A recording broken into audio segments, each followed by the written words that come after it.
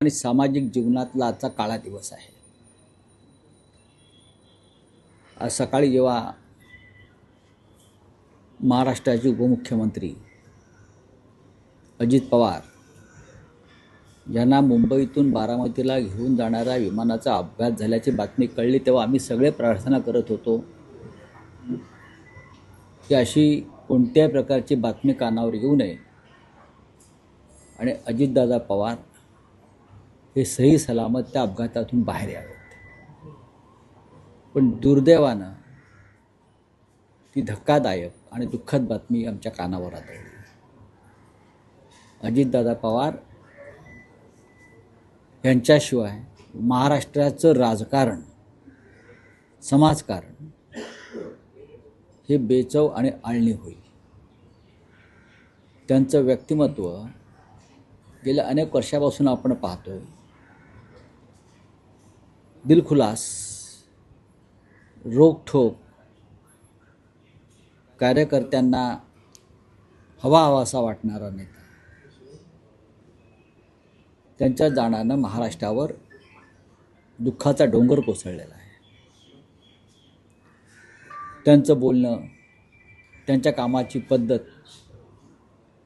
त्यांची प्रशासनावरची पकड, या सगळ्या गोष्टी महाराष्ट्राच्या मनात कायम राहतील।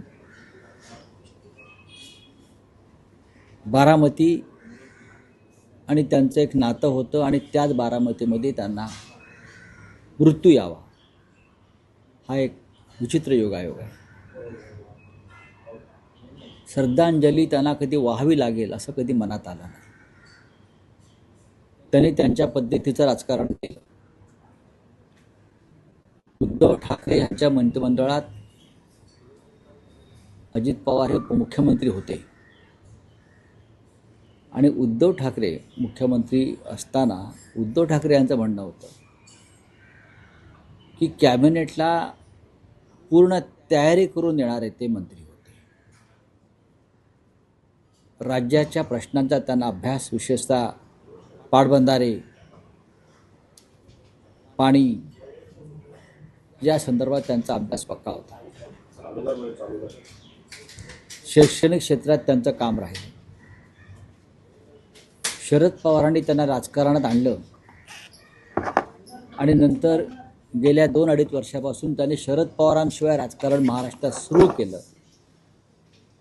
त्या राजकारणाचा असा अकाली अंत होईल असं कोणाच्या ध्यानीमनी नव्हतं। मी जे मगाशी म्हणालो की अत्यंत कार्यक्षम मंत्री म्हणून त्यांचा लौकिक होता।